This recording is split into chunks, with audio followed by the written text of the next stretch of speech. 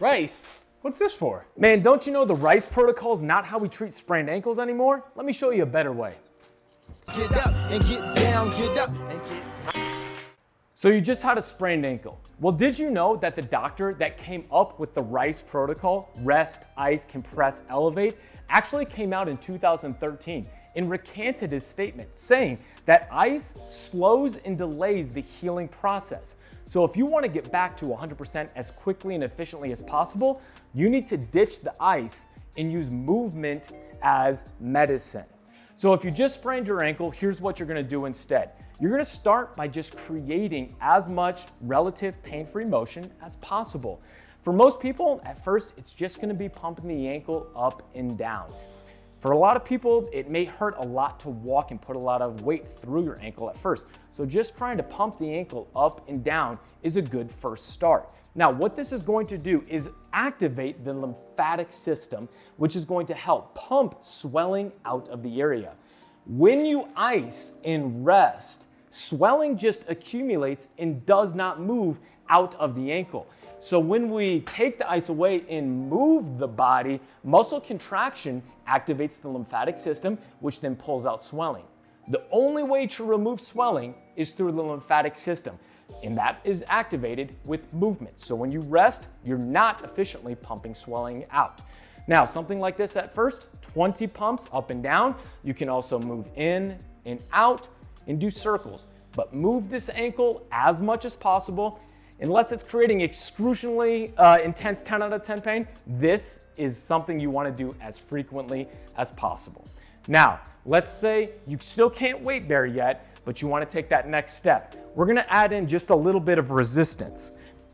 I'm going to give Graham a resistance band. He's just going to put this down around his foot, and he's going to add in just a little resistance with that ankle pump, down and back. Something like this, again, 20 times in a row.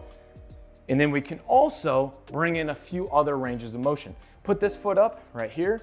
We can go across the foot. Now he's able to go out and back.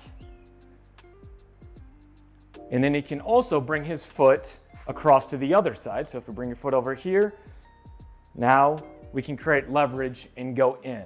Again, something like this should not create tremendous pain, but we're moving the body and we're creating a little bit of load that's going to spark the healing process and help us efficiently recover as quickly as possible. Now, once you can, after a sprained ankle, again, we say movement is medicine, get your butt up as quickly as you can. We want to be able to slowly start weight bearing again. Now, at first, it's going to hurt to go take a mile walk. So let's start slow. Just getting a little bit of weight bearing back and forth is going to be key. So we call these just weight shifts. Just get forward and back. And if you can, try to stand on one foot. Do this barefoot, because what I want you to work on is your body's ability to grip the ground and activate those muscles within the foot. A lot of people who have sprained ankles will also notice a lot of accumulating swelling within the foot complex. So being able to get the foot moving again barefoot, get those toes wiggling, allow that foot to contract its muscles. We call this short foot. So if he grabs the ground with his foot and tries to create an arch, it's activating all those muscles, those small intrinsic muscles within the foot, to pump that swelling out, bring the good cells that are going to help clean up the injured tissue to the area and bring the damaged cells away, clean it up. So that is the next step. And then as you can, eventually we're going to go to single leg balance and enhance your proprioception stability, your body's ability to sense joint position, which is often hindered in the presence of pain and tissue damage. So what I'm going to have Graham do is just work on his single leg balance, eyes closed. Now at first, it's going to be a little wobbly, but as you can get better at this, again, you're going to get all those small muscles deep within the joint to not only kick on, but teach the body how to restabilize that ankle. After you sprain your ankle, the pain, the swelling that comes to that specific part of the body is going to hinder muscle function. So you're going to see a decreased ability to stabilize the joint. Closing your eyes and working on your balance is an integral part of returning the body back to its prior self. So something like this, start with 5 to 10 seconds. Make sure you're not doing it too intensely and falling over. and then build up. Something like this, I would shoot for a lot of my patients to be able to do 30 seconds, eyes closed, standing on one foot. And then the last sort of acute phase exercise that we can work on is just bringing in some small taps in different positions. So you would stand on one foot and just little squats, tapping the foot into different angles. So what are we doing? We're teaching the body how to stabilize the joint as we're giving different requirements to loading that ankle through different ranges of motion. We're moving forward, we're moving to the side, we're moving in the transverse plane, more of that rotational plane of motion. And the body has to learn stability. So this is sort of your last range. And again, you can sort of freestyle with this. If you find that there's an area where you feel a lot more instability, work through that range and enhance your ability. And then you can finally transition back to a lot of your running and hopping and things like that.